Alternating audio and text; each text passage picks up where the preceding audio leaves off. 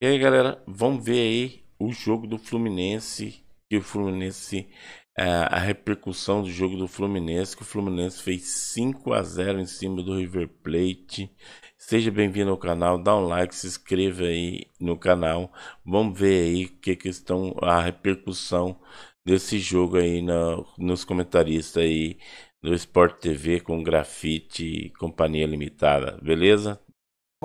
Na Copa Libertadores e também na Copa Sul-Americana. O Fluminense fez 5-1 para cima do River Plate. É goleada, dinizismo em alta por aqui. Vamos conversar com Ricardo Gonzalez e com Grafite. Vamos falar também sobre a derrota do Corinthians em casa para o Independiente Del Valle, 2-1. O São Paulo jogou mal lá em Ibagué e empatou pela Copa Sul-Americana com o Tolima. E o Santos perdeu para o Newell's Old Boys na Argentina. Todos esses jogos estarão em pauta aqui no Troca de Passes. Mande sua mensagem para a gente. O que achou do desempenho dos times brasileiros nessa noite? Se seu time jogou, mande sua opinião pra gente, nos ajude a fazer o programa, tá legal? Ricardo Gonzalez, tudo bem, Gonza? Boa noite, bem-vindo ao Troca. Muito boa noite, Felipe, um prazer enorme estar contigo, com o Grafa, meu amigo. Numa terça-feira muito especial, né, para o futebol. A gente começou de tarde com um sorteio de Copa do Brasil que parecia um jogo, né, com torcida, porque, enfim, praticamente só havia a possibilidade de você montar uma tabela com grandes jogos, e de fato foi o que aconteceu. E depois de noite, agora sensações distintas, né? O torcedor do Fluminense em êxtase, né? Naquela sensação plena de saciedade, né? Dar de 5 num rival pesadíssimo como é o River. E do outro lado, na outra extremidade, a tristeza do torcedor do Corinthians e preocupação porque a situação do Corinthians, independentemente do que o time está jogando, que é pouco. Mas a tabela, a situação da tabela está pior para o Corinthians do que a bola que o time está jogando. Vamos falar sobre a primeira partida, a estreia de Vanderlei Luxemburgo comandando o Corinthians. Grafa, meu amigo, boa noite, bem-vindo ao Troca de Passes.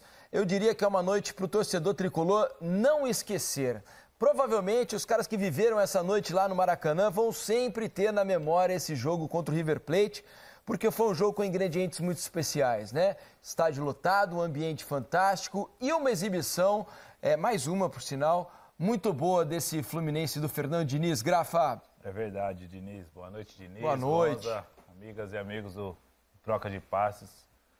Um grande jogo, né? Um jogo excepcional da equipe do Fluminense, principalmente no segundo tempo, né? O Cano mais uma vez se destacando, Arias jogando enormidade, fazendo gol, dando assistência.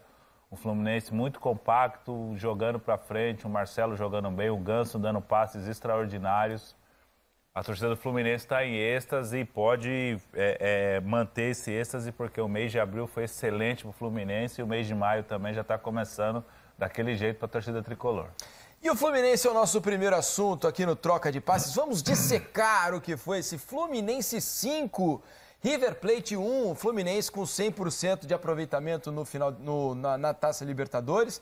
No final de semana acabou poupando alguns dos seus titulares, perdeu de 4-2 do Fortaleza, poderia ter perdido demais, mas o que foi fundamental para o Fluminense hoje bater com alguma tranquilidade um adversário tão difícil e tão tradicional na Libertadores como o River, ô Gonza? Acho que tem um detalhe, da qualidade do time do Fluminense, da qualidade do trabalho do Diniz.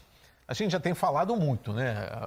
O torcedor dos outros times, inclusive, que não os tricolores, sabem da força do Fluminense. Mas eu já acho que teve um dado de confiança, né? De segurança do Fluminense se impor a um time do tamanho do River. De ter a consciência que o Fluminense hoje é melhor do que o River.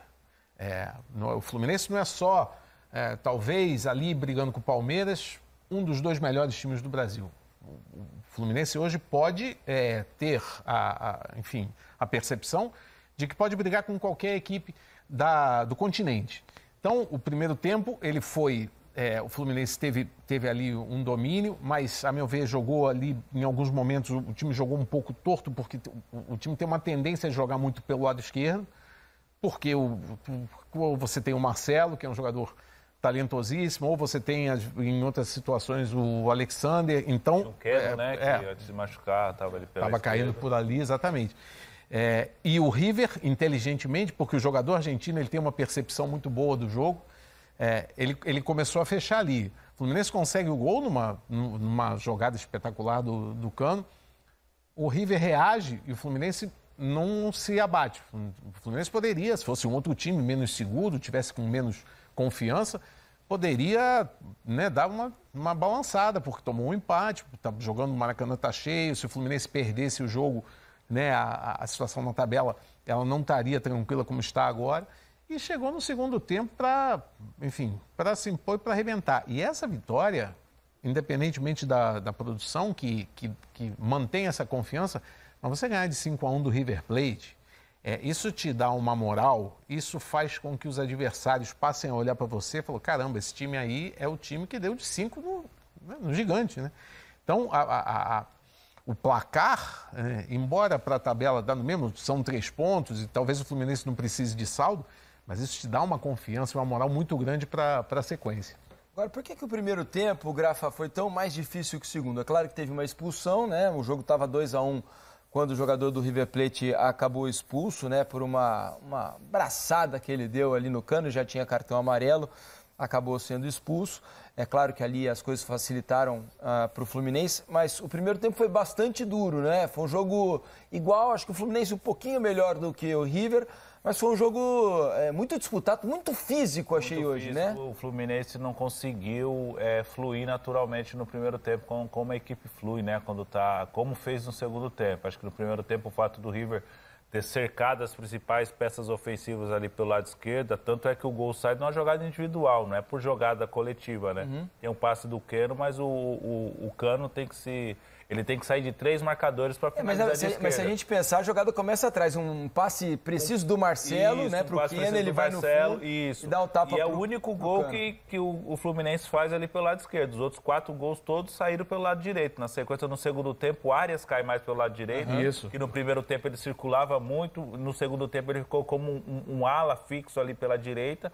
Aí o jogo do Fluminense fluiu mais. O passe do Ganso para o segundo gol é excepcional, que ele faz um passe para o Samuel Xavier, ele cruza para o Cano. Ali, naquele momento, o Fluminense já volta melhor para o segundo tempo, mas no lance do segundo gol, o River se perde totalmente em campo. Aí, de sequência, vem a expulsão, aí vem o terceiro, o quarto, o quinto gol, mas no segundo tempo, acho que para mim, essa mudança de postura do Fluminense, de jogar um pouco mais, o Arias ser mais como ala pelo lado direito, desequilibrou a equipe do River. Aí, desequilibrando, o Fluminense com espaço, deitou no segundo tempo. Tem uma coisa que chamou a atenção, Gonza, pelo menos para mim, times brasileiros, às vezes, sofrem muito com a pressão que os argentinos fazem na bola, né? Uma marcação muito próxima, com pouco espaço, um jogo sempre muito brigado, muito faltoso. E o Fluminense, né, e o Fluminense não caiu nessas provocações, né? Conseguiu manter a cabeça no lugar, mesmo com a dificuldade, né, psicológica sobre a qual ele estava vivendo durante o jogo, né? Porque um time experiente como o do River costuma impor isso aos adversários e normalmente conseguem ter sucesso, né? O River tentou. O River tentou no primeiro tempo, principalmente em alguns lances ali, algumas jogadas em que o Felipe Melo entrou mais duro, os caras começaram a cercar o árbitro e querer fazer aquele jogo de querer apitar o jogo e tentar se impor ali na catimba. E aí, quando conseguem o gol, talvez o time do River tenha se iludido, achando que, enfim, ia conseguir ali o seu objetivo.